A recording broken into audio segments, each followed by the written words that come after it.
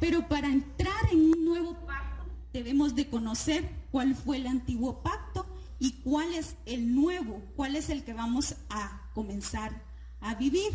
Entonces tenemos, por ejemplo, antes de firmar cualquier contrato, nosotros debemos de leer cada inciso, incluso los que están con letra pequeñita, pero muchas veces optamos porque nos lo cuenten, optamos porque, sí, entendí que decía el contrato, y muchas veces cuando nos hacen preguntas de este contrato, como nosotros no lo vimos, no nos cercioramos de que esto fuera cierto, pues desconocemos muchísimas veces qué tanto implica un antiguo pacto y un nuevo pacto. Hoy yo sé que se ha escuchado mencionar de que estamos viviendo en el tiempo de la gracia, pero ¿por qué se dice que estamos viviendo en un tiempo de gracia? Porque ya se ha hablado anteriormente de que en el Antiguo Testamento todo era en base a leyes, en cumplimiento de leyes, de estatutos, los cuales se le habían dado a Moisés, los cuales eran 613 normas de las cuales dictaba cómo comportarse dentro de la casa de oración, dentro de la casa. Eran estos pasos a seguir. ¿Y cuál era el castigo porque no se cumplieran estas normas? Era la muerte. Si alguien no cumplía con estos mandamientos, debía ser castigado, y el castigo pues era la muerte. Pero con la venida de Jesús todo cambió. Pasamos de estar cumpliendo leyes a vivir por gracia, y eso es lo que se va a tratar en este tema. Para iniciar, les voy a leer en lo que es el libro de Efesios. Los invito a leer en su Biblia, capítulo 2, versículo 8, y dice: porque por gracias ustedes han sido salvados mediante la fe. Esto no procede de ustedes, sino que es el regalo de Dios, no por obras, para que nadie se jacte. Esto quiere decir que nosotros en el antiguo pacto somos salvos por gracia. ¿Y qué es la gracia? La gracia es un regalo. La gracia es algo que se nos es dado. Incluso muchas veces nosotros no lo merecemos. Incluso muchas veces pues no somos acreedores a este regalo. Y dice que es mediante la fe y que no es por obras. ¿Para qué? Para que nadie se jacte. Pues aquí hay tres cosas muy importantes: la gracia, la fe y las obras. ¿Por qué? Porque muchas veces creemos que si hacemos una buena obra, pues me merezco ser salvo, ¿verdad? Pero prácticamente aquí nos está diciendo que no, que únicamente vamos a ser salvos por la gracia que el Padre nos dio por medio de Jesús, y que no es por obras. Pero entonces pudiésemos decir, entonces ya que no es por obras, pues yo dejo de ser buena persona, dejo de hacer mis labores como un buen cristiano.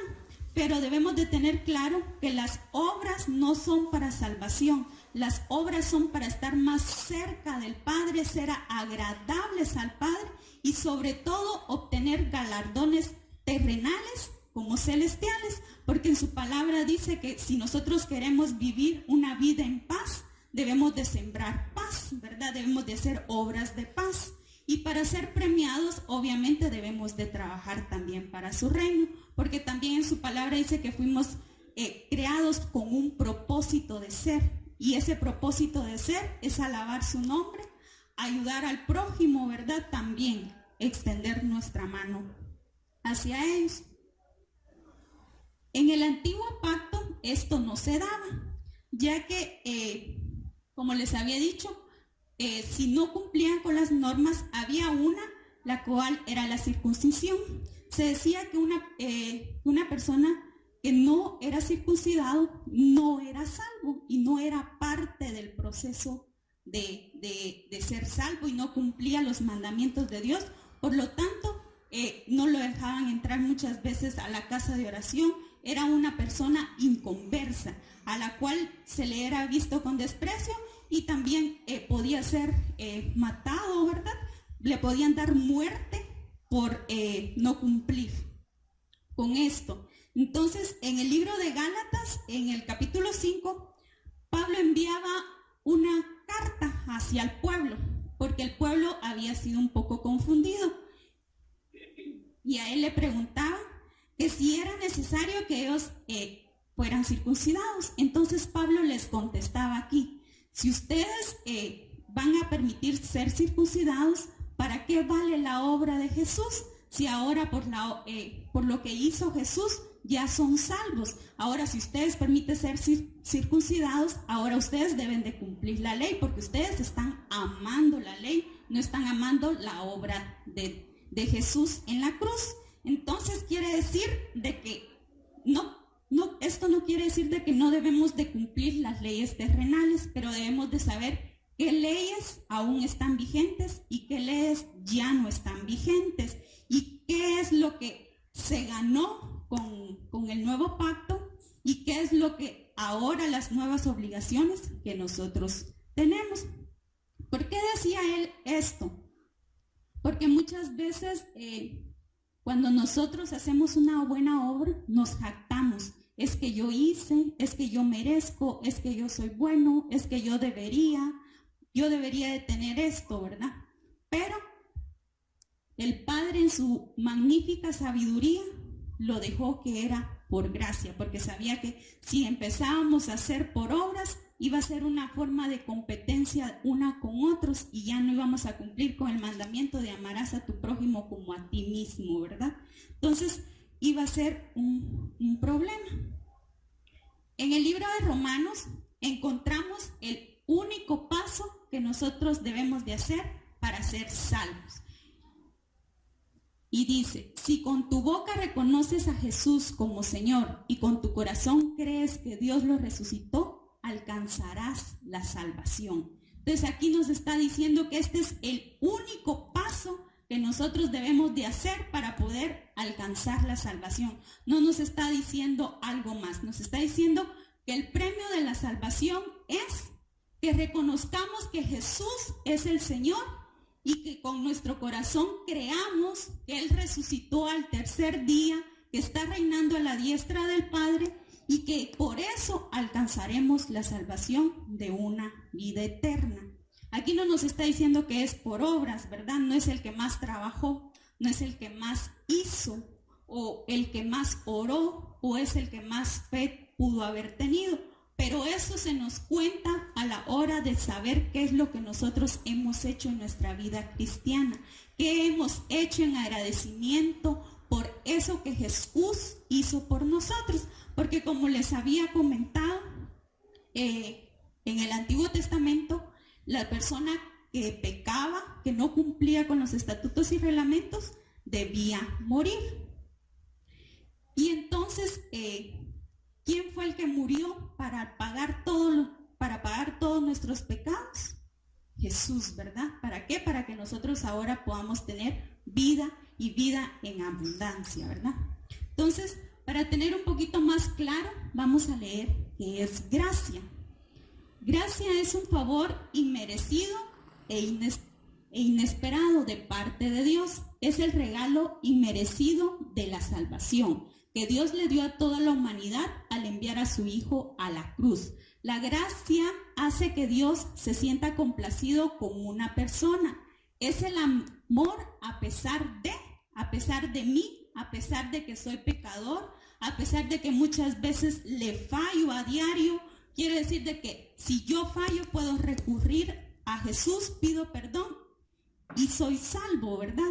Quiere decir de que la salvación, una vez que reconozcamos a Jesús, y ya no la vamos a poder perder, pero sí perdemos la comunión con el Padre, la comunión con Jesús, eso sí se pierde. Es el amor a pesar de, pero gracia no es impunidad, porque muchas veces, como ya nos creemos que somos seguidores de Jesús, que Jesús vive en nosotros, que nosotros creemos en Dios, creemos pues de que no hay pago por ciertas acciones. Dios es un Dios justo y es un Dios de amor, pero cada acción tiene su consecuencia. Entonces debemos de estar con la certeza de que si nosotros obramos mal, obviamente va a venir mal hacia nosotros, aunque estemos con Jesús. Si no estamos siendo un cristiano honesto, si no estamos viviendo realmente la honestidad, obviamente que nos va a ir mal. Por eso es que muchas veces decimos, pero es que si yo ya soy seguidor de Jesús, pero es que yo ya estoy con Él, estoy sirviendo, pero si muchas veces no lo estás haciendo de corazón, solo lo estás haciendo de dientes hacia afuera, quiere decir de que no estás viviendo bien, ¿verdad? Porque la gracia no quiere decir de que vas a tener ahora todo color de rosa, quiere decir de que tenés la oportunidad de ser salvo mediante la obra de Jesús en la cruz. Pero esto no quiere decir de que tus obras de ahora en adelante, tú no tengas que ser ahora buena persona o no tengas que cumplir con los mandamientos que Él dictaminó, ¿verdad? Y aquí se dice que con el corazón se cree para justicia y que con la boca se confiesa para salvación. Esto quiere decir de que nosotros debemos de creer en nuestro corazón, de que si en algún momento hemos hecho algo malo, que no estamos presentables delante de la gracia de Dios, podemos venir a Jesús, podemos pedir perdón, podemos arrepentirnos y volver de nuevo a la comunión y a la senda de justicia y de paz que Él vino a dejar a esta tierra por medio de Jesús. Ahora, ¿qué es justicia? Justicia es la consecuencia justa de nuestras acciones. Bendición si hacemos el bien o maldición si hacemos lo malo. Justicia significa tener los mismos derechos y consecuencias para todos. Ser justo es la capacidad de juzgar objetivamente sin involucrar sentimientos o intereses. Hemos escuchado esta palabra. Dios es un Dios justo, es un Dios de amor, y así es. Dios en su justicia, por mucho amor que nos tenga, Él no va a poder muchas veces quitar las consecuencias que nosotros mismos hemos atraído a nuestra vida por nuestros malos comportamientos, por nuestras malas acciones, ¿verdad? ¿Por qué? Porque muchas veces es de esa forma como vamos a aprender a comportarnos, porque muchas veces aprendemos cayendo, ¿verdad? Y levantándonos de nuevo. ¿Y cómo nos vamos a levantar? Tomándonos de la mano de Él. Entonces quiere decir de que Dios es un Dios de amor, un Dios que mostró su gracia, pero también que mostró su justicia. Y para ir entendiendo mejor este tema, yo les tengo un ejemplo. Y ese está en el libro de Daniel, en el capítulo 6, en el versículo 1 al 16. Y los invito a que lo busquen y lo podamos leer juntos. Y dice, el rey Darío decidió nombrar 120 gobernadores regionales para que se encargaran de las distintas partes del reino. Al frente de ellos puso 3 supervisores para que vigilaran la administración de los gobernantes, con el fin de que el rey no saliera perjudicado en nada. Uno de los supervisores era Daniel, quien pronto se distinguió de los otros supervisores y jefes regionales por su gran capacidad. Por eso el rey pensó en ponerlo al frente del gobierno de la nación. Los supervisores y gobernadores buscaron entonces un motivo para acusarlo de mala administración del reino. Pero como Daniel era un hombre honrado, no lo encontraron ninguna falta. Por lo tanto, no pudieron presentar ningún cargo contra él. Sin embargo, siguieron pensando en el asunto y dijeron, no encontraremos ningún motivo para acusar a Daniel, a no ser algo que tenga que ver con su religión. Así pues, los supervisores y gobernadores se pusieron de acuerdo para ir a hablar con el rey Darío. Y cuando estuvieron en su presencia le dijeron, que viva su majestad para siempre. Todas las autoridades que gobiernan la nación han tenido una junta en la que acordaron la publicación de un decreto real, ordenando que durante 30 días nadie dirija una súplica a ningún dios ni hombre, sino solo a su majestad.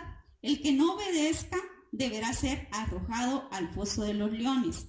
Por lo tanto, confirme su majestad el decreto y fírmelo para que no pueda ser modificado conforme a la ley de los medos y los persas, que no pueda ser anulada. Ante esto, el rey Darío firmó el decreto, y cuando Daniel supo que el decreto había sido firmado, se fue a su casa, abrió las ventanas de su dormitorio, el cual estaba orientado hacia Jerusalén, y se arrodilló para orar y alabar a Dios.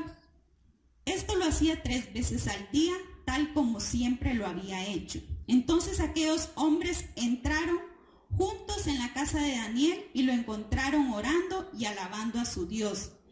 Enseguida fueron a ver al rey para hablarle del decreto y le dijeron: Su Majestad ha publicado un decreto, según el cual aquel que durante estos 30 días dirija una súplica a cualquier dios o a cualquier hombre que no sea su majestad, será arrojado al foso de los leones. ¿No es verdad? Así es, respondió el rey, y el decreto debe cumplirse conforme a la ley de los medos y los persas, que no puede ser anulada. Entonces ellos siguieron diciendo: Pues Daniel, uno de sus judíos desterrados, no muestra ningún respeto por su majestad ni por el decreto publicado, ya que lo hemos visto hacer su oración 3 veces al día. Al oír esto, el rey quedó muy triste y buscó la manera de salvar a Daniel. Hasta la hora de ponerse el sol hizo todo lo posible para salvarlo. Pero aquellos hombres se presentaron otra vez al rey y le dijeron: Su majestad sabe bien que según la ley de los medos y los persas, ninguna prohibición o decreto firmado por el rey puede ser anulado. Entonces el rey ordenó que trajeran a Daniel y lo echaran al foso de los leones. Pero antes que se cumpliera la sentencia, el rey le dijo a Daniel: Que tu Dios, a quien sirves con tanta fidelidad, te salve. Aquí podemos ver un claro ejemplo, ¿verdad? En este caso, el rey es Dios. Dios nos amaba como el rey Darío amaba a Daniel. Pero a Daniel se le encontró haciendo algo fuera de las normas, de lo que él tenía que cumplir, de lo que él tenía que hacer. Él estaba haciendo prácticamente algo prohibido, algo que él no tenía que hacer, principalmente como servidor del rey. Era el principal en que lo tenía que honrar y exaltar y cumplir con cada uno de los mandamientos de él. Y aquí nos dice que el rey se puso muy triste y que esperó hasta que saliera el sol buscando oportunidades de cómo poder salvar a Daniel. Pero esto no podía ser porque él ya había puesto su sello ahí. Y muchas veces cuando un rey no es que un rey no se pueda retractar de su palabra, pero cuando un rey se retracta de lo que ha dicho, entonces deja en qué decir si es en verdad un rey justo, si es en verdad un rey que hace cumplir las leyes, si es en verdad un rey que va a cumplir con los dictámenes que él mismo ha impuesto y ha firmado. Esto quiere decir de que él ya había empeñado su palabra en que se debía de cumplir esto. Y entonces, a pesar del amor, a pesar de que su corazón le dolía y que se sentía muy triste porque él tenía mucho aprecio y mucho cariño hacia Daniel, él tenía que hacer cumplir lo que ya se había dicho. Pues esto es lo que realmente pasó con el Antiguo Testamento.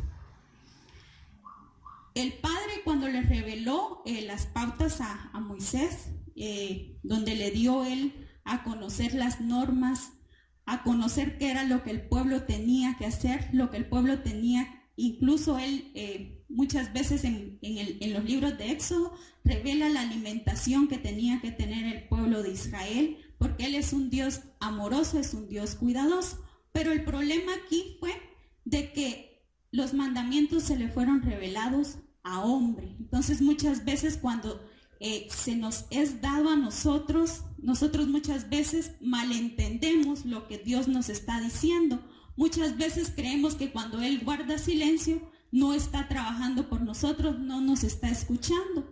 Nosotros pretendemos siempre que lo que nosotros pensamos, eso sea, y nunca vemos más allá de lo que realmente Dios quiere hacer o de lo que Dios está pensando. Y esto mismo había pasado prácticamente con las leyes. No era que el pueblo las estuviese cumpliendo, sino que el pueblo decía cumplirlas, pero realmente su corazón era un corazón corrupto, el cual no amaba ni estaba adorando a Dios. Era un pueblo que se había desviado de los mandamientos de Dios. Pero ¿cómo podría Dios perdonarnos sin violar su palabra y sin dar una licencia para pecar? Prácticamente, ¿cómo podría Él decir, bueno, quitamos los 613 mandamientos, quitamos los mandamientos y pues que quede el pueblo sin ley? Él no podía hacer esto porque prácticamente iba a quedar en qué decir su nombre. ¿Por qué? Porque Él es un rey, Él es un Dios de justicia. Entonces, pero ¿cómo puede una autoridad salvar a quien ama de un castigo que busca impartir justicia? ¿Por qué? Porque es justo que alguien que ha pecado pues pague por sus pecados, ¿verdad? Que tenga el pago por el mal que ha hecho. Pero Dios nos amaba tanto y le dolía tanto ver que nos estábamos perdiendo, que cada vez estábamos más alejados de Él, que estábamos viendo la forma de salvarnos cumpliendo la ley, no sirviéndole a Él. Entonces, ¿cómo podía Él hacer mostrar su odio por el pecado, pero su amor por el pecador? ¿Cómo podía deshacerse del pecado, pero salvando al pecador?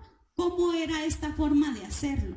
Pues como les había dicho, el pago por cada pecado era la muerte. Entonces Él tenía que buscar que alguien muriera por causa de los pecados, por causa de todo lo malo que había en el mundo. ¿Y quién iba a ser el único que lo podía hacer? Era Jesús. Él era el único que cumplía con los requisitos que ameritaba para que fuera el Salvador del mundo. Entonces, Él en este acto nos mostró su justicia y nos mostró su gracia, nos mostró su amor. ¿Por qué? Porque eso quiere decir de que sí se cumplió con las leyes, pero se finalizó eso con la muerte de Jesús. Quiere decir de que Él le puso, sí va a haber muerte, va a morir mi Hijo por toda la humanidad, para que ustedes ahora puedan venir y ser salvos. Entonces, Él dejó que su Hijo unigénito pagara por nosotros. Ahí nos podemos dar cuenta cuán grande fue el amor que Él tuvo por nosotros. Pero Él tenía que hacer valer su palabra. Entonces, Jesús tenía que pasar por todo lo que pasó. Pero Jesús, incluso estando aquí, Él hubiese podido decir, mira, Padre, yo pues ya no quiero cumplir con esto, ya no lo quiero hacer. Pero Él se había llenado de convicción y de amor hacia nosotros y cumplió cada paso que fue encomendado por el Padre. Él fue fiel y por eso el Padre lo ha exaltado y es ahora Él quien reina, ¿verdad? Y nosotros podemos ser salvos únicamente en su nombre, ¿verdad? Entonces, aquí con este ejemplo nos damos cuenta que el Padre, antes de renovar el nuevo pacto y para dar por finalizado el pacto antiguo, cumplió con lo que decían, cumplió con cada cosa que Él había impuesto.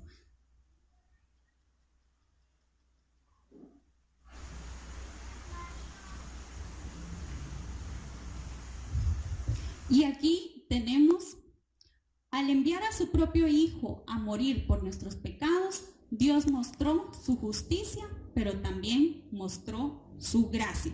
Eso quiere decir de que Él en ningún momento dejó de ser un Dios justo, pero tampoco dejó de ser un Dios de amor. En el libro de Juan, en el capítulo 3, versículo 17, dice, porque Dios no envió a su Hijo al mundo para juzgar al mundo, sino para que el mundo sea salvo por él. Entonces, aquí nos está diciendo que muchas veces nuestro miedo para venir a los pies de Jesús, para aceptar a Jesús como nuestro Salvador, para poder ser premiados con esa salvación, nosotros muchas veces decimos, pero es que Dios no me va a recibir porque yo he hecho mucho mal.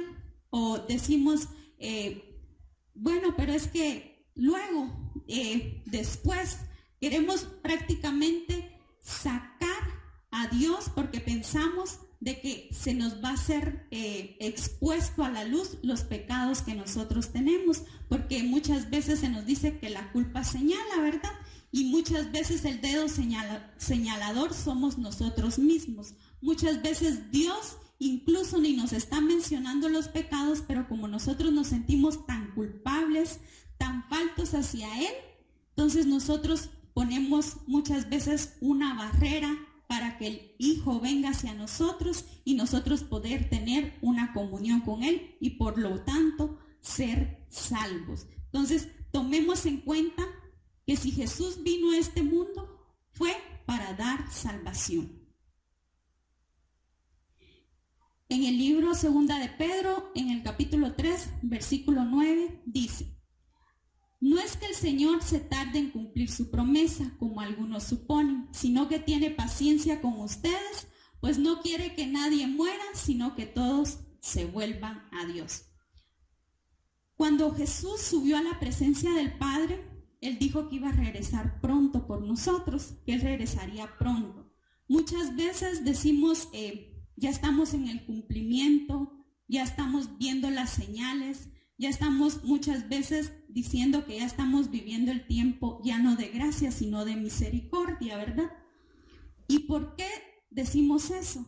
Porque Jesús ya hubiese venido muchas veces por sus hijos, ya hubiese venido por nosotros, pero aquí en su palabra dice que no es que Él no haya querido venir, sino que Él no quiere que nadie muera, sino que todos se vuelvan a Dios. ¿Y cómo va a ser esto que se vuelvan a Dios? Esa es tarea de cada uno de los que ya conocemos a Jesús, de los que ya tenemos a Jesús en nuestro corazón. Esa tarea de que lo conozcan, de que nadie se pierda, al contrario, que comience a tener una relación de Él, es obligación de nosotros como cristianos. Muchas veces nos acomodamos y creemos, bueno, yo ya soy salvo, yo ya hice mis obras, yo ya cumplí con lo que tenía que hacer, pues ahí que cada quien se salve como pueda, decimos, ¿verdad? Que cada quien pues lleve su carga como la pueda llevar, pero no es así, porque cuando Jesús vino, quitó las 613, pero la dejó en cumplimiento de 2. ¿Y cuál era esa? Amar a Dios sobre todas las cosas y al prójimo como a ti mismo. Eso quiere decir de que a nosotros nos debe de doler si alguno no conoce de Cristo y se muere no conociendo de Cristo. Eso debe de ser motivo para que a nosotros nos duela el corazón, porque muchas veces tal vez tuvimos la oportunidad de hablar con Él y no se lo hicimos. No le contamos muchas veces los milagros que Dios ha hecho en nosotros, porque muchas veces hemos orado, hemos pedido al Padre por la necesidad que tenemos, nuestros ojos han visto el cumplimiento de lo que Dios ha hecho, y en vez de contarlo o divulgarlo y de cumplir con lo que Él nos dijo que fuésemos a hablar hacia todo el pueblo, a toda persona, y que contáramos de Él para que fuésemos salvos, lo que hacemos es callar, porque muchas veces nos da pena que nos digan, ese es cristiano ahora, pero es que antes. Pero aquí en su palabra dice que todos nuestros pecados son arrojados al fondo del mar y que Él ya no se recuerda más de ellos. ¿Se recuerdan el episodio donde la mujer adúltera es expuesta frente a todo el pueblo y el pago por el adulterio era que se le matara a través de piedras?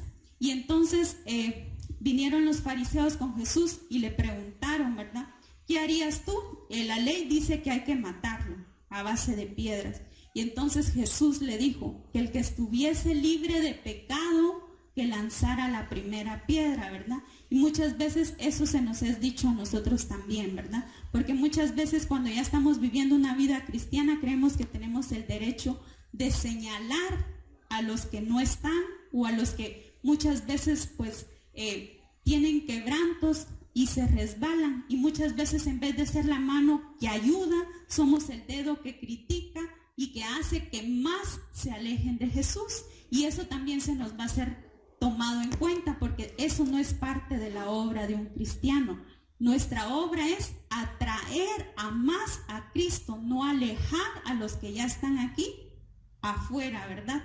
Entonces esto quiere decir de que nosotros tenemos que hablar por medio de nuestros actos, por medio de las obras que Dios ha hecho en nosotros, exponerlas, que no nos dé pena contar el problema que hubiésemos tenido, porque muchas veces creemos que se van a burlar, pero créanme que muchas veces no sabemos si la persona con la que estamos hablando está padeciendo el mismo problema que nosotros, y lo vamos a ayudar, y lo vamos a ayudar en mucho, y también nos vamos a ayudar a nosotros, porque vamos a estar ganando puntos.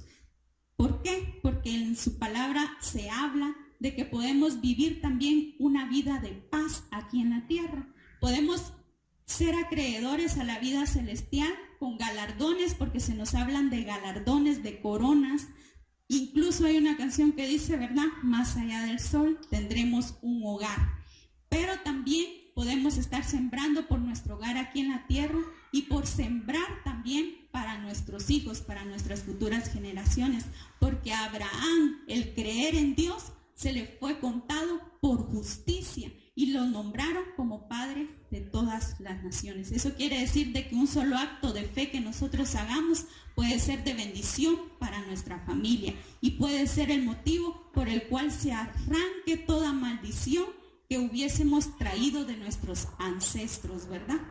Entonces, con esto es que yo les dejo este mensaje, que ahora tomemos la Biblia en el nuevo pacto, que aprendamos cada versículo, cada cláusula que nos dice ahí de qué es lo que debemos de hacer, cómo debemos ahora nosotros vivir, porque ahora pues estamos viviendo en ese tiempo de la gracia. Somos realmente afortunados. Ya no es por lo que nosotros hagamos, sino que es por lo que ya hizo Jesús. Somos sanos por sus llagas, a través de las llagas que Él llevó. Somos salvos por la muerte de Él. Eso quiere decir de que nosotros podemos ser acreedores a una vida eterna. Entonces, vivamos realmente el nuevo pacto, entremos en Él confiados, con melodías de agradecimiento y sobre todo con un corazón agradecido. Que Dios les bendiga. Bendecimos la vida de cada una de las personas que nos estuvieron viendo a través de las redes sociales. Les esperamos aquí en próximamente en la otra transmisión.